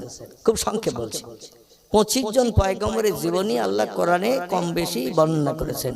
সবথেকে লম্বা জীবনী যার, তার নাম হলো হযরতে ইউসুফ আলাইহিস সালাম, ইয়াকুব নবীর বেটা। এনার জীবনীটা একটু লম্বা এবং সুন্দর জীবনী বলেও আল্লাহ পাক কোরআনে কোট করেছেন, নাহনু নাকুসু আলাইকা আহসানাল কসাস। কোরআনে যত পয়গম্বরের জীবন আমি কোট করেছি, বর্ণনা করেছি, সব পয়গম্বরের জীবনী থেকে এই জীবনীটা হলো সুন্দর, মধুর। জোরে বলুন একটু সুবহানাল্লাহ। এবং জ্ঞান অর্জনের জন্য যথেষ্ট। জোরে বলুন একটু আমিন। এই সূরা ইউসুফ নিয়ে বিজ্ঞানীরা রিসার্চ করছে, করে একটা যন্ত্র বানিয়েছে, পৃথিবীতে খুব তাড়াতাড়ি ছেড়ে দেবে। যন্ত্রটার নাম বলছি, পরে বেরিয়ে গেলেই আপনারা খোঁজ পাবেন। আসতে হবে নাকি একটু নক করবেন আমাকে। তো একটা যন্ত্র মেশিন বিজ্ঞানীরা বানিয়ে ফেলেছে। আমরা তো খাই আর নাকে তেল দিয়ে গোপ্র সাপের মতো ফসফস করে ঘুমাই। সবে বরাতের সময় মেয়েদের 13 দেই 1 খতম দিতে হবে। কখন পড়বে না পড়বে বলতে পারবো না। সারা বছর আর মেয়েদের কোরআন পড়ার কোনো হুকুম জারি টারি কিছুই বাড়ি থেকে করা হয় না। ঠিক বললাম না ভুল বললাম? কোরআন ওই কাপড় দিয়ে বান্নি করে সামসেটে কোনায় রাখা আছে, আর মুরগি দিয়ে হাসর পেছর করে সেখানে উঠে পা দিয়ে হেসলিয়ে হেসলিয়ে কোরআনের পৃষ্ঠাগুলো ছিঁড়ে একটা করে 8 টাকা 9 টাকা দামের ডিম দিয়ে দিচ্ছে। এটাই আমাদের জন্য এনাফ, যথেষ্ট। বিভিন্ন আলমারির ভিতরে শোকেসে এখানে সেখানে কোরআন রেখেছি, মাকড়সা উই পোকা খেয়ে জাল বুনিয়ে কমপ্লিট করে রেখেছে। কোরআনের জীবনে হাত পড়ে না। কিন্তু ইহুদি, খ্রিস্টান, হিন্দু, জৈন, শিখ যারা উচ্চ শিক্ষিত, তারা ঘন্টার পরে ঘন্টা রাত জেগে জেগে আল্লাহর কোরআন রিসার্চ করছে। কারণ কোরআনে সূরা ইয়াসিনে বলছেন, ইয়াসিন অল কোরআনিল হাকিম। ইয়াসিন শব্দের বাংলা অর্থ হলো আমার মোহাব্বতের ইয়াসিন, বিশ্ব নবীর গুণবাচক নাম। আল্লাহ কোরআন নবীর আদর্শ চরিত্র আখলাক ব্যবহার পছন্দ করে কয়েকটি গুণবাচক নাম ধরে ধরে ডেকেছেন। একটি নাম ইয়াসিন, একটি নাম তাহা, একটি নাম মুজাম্মিল, একটি নাম ধরে ডেকেছেন রহমাতাল লিল আলামিন। জোরে বলুন একটু সুবহানাল্লাহ। আল্লাহ এখানে ডেকে বলছেন আমার মোহাব্বতের ইয়াসিন, আপনি শুনে নিন, আপনার উম্মতদের জানিয়ে দিন, আল কোরআনিল হাকিম, আমার কোরআনকে আমি মহাবিজ্ঞান করে পৃথিবীতে আপনার উম্মতের মুখে হাসি ফোটানোর জন্য পাঠিয়ে দিয়েছি। কোরআন হলো মহাবিজ্ঞান। আপনার উম্মতেরা যত রিসার্চ করবে, গবেষণা করবে, নিত্য নতুন যন্ত্রপাতি কোরআন থেকে পেতে থাকবে। পৃথিবীর বিজ্ঞানীরা কিয়ামত পর্যন্ত ভিক্ষুকের কাছে, ভিক্ষুকের মতো কোরআনের কাছে হাত পেতে দাঁড়িয়ে থাকবে। আর আমার কোরআন কিয়ামত পর্যন্ত মানুষের প্রযুক্তির মাধ্যম দিয়ে নিত্য নতুন যন্ত্রপাতি বানানোর তথ্য দিতে থাকবে। সব ধর্মগ্রন্থ কালের করাল গতিতে পূর্ণ হয়ে যাবে, কিন্তু আমার কোরআন থাকবে কিয়ামত পর্যন্ত নূতন। এই জন্য কোরআনের একটি নাম হলো কোরআন মজিদ। কি নাম বললাম? কোরআন মজিদ। আরবিতে মজিদ শব্দের অর্থ হলো নূতন। কোরআন কিয়ামত পর্যন্ত পূর্ণ হবে না।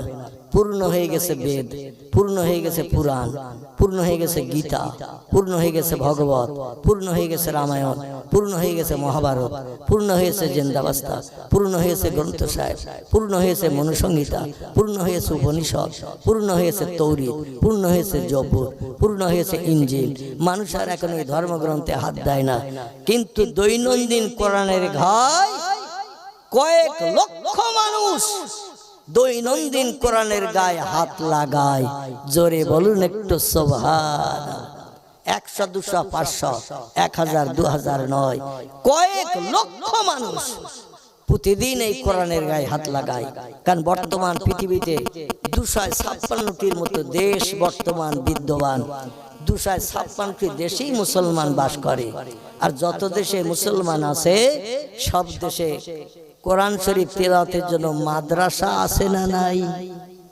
সব দেশে মাদ্রাসা আছে। আর মাদ্রাসা যেখানে আছে বাচ্চা কাচ্চারা এই কোরআন তেলাওয়াত সেখানে করে না? করে না। ওয়ারাতিলিল কোরআনা তারতিলা। আল্লাহ বলেন আমার কোরআনের ভাষা যেখানে যেমন লিপিবদ্ধ করা আছে তেমন যদি তোমরা পড়ো, আমার রহমত থেকে কেউ তোমরা বঞ্চিত হবে না। তো সূরা ইউসুফ নিয়ে রিসার্চ করে একটা মেশিন বানিয়েছে বিজ্ঞানীরা। আমরা তো খাই আর শুধু নাকে তেল দিয়ে ঘুমাই। আমরা কোরআন যদি একটু তেলাওয়াত করি তো মৃত বাপ দাদার আত্মায় কল্যাণী সবরেশানির জন্য হুজুর ডেকে একটু দোয়া করি কবরস্থানের পাশে দিয়ে, ব্যাস কাজ ঠিক আছে। কোরআন আর কোনো কাজে লাগবে না। আল্লাহ বলো কিয়ামত পর্যন্ত সব সমস্যা সমাধানের জন্য আমি কোরআন পাঠিয়েছি। যত কঠিন রোগ বেমারিতে পতিত হবে রোগের ঔষধ করে দিয়েছি কোরআনকে। জোরে বলুন একটু সুবহানাল্লাহ। আচ্ছা, কোরআনের ভিতরে কি রোগের ওষুধ আছে নাকি? আছে? আছে? তাহলে আমরা ডাক্তার দেখাই কেন? আবার ডাক্তার প্রেসক্রিপশন করে দিলে মেডিসিন দোকানে যে ওষুধ কিনি কেন? আবার ওষুধ নেওয়ার পরে দোকানের কর্মচারীরা যারা তাদের বলে দেয় কোন ওষুধটা কখন খাবো, এটা একটু লিখে দাও, তার বাড়ি যেয়ে খেতে সুবিধা হবে। এ বলি না? আল্লাহ কোরআনে বলছেন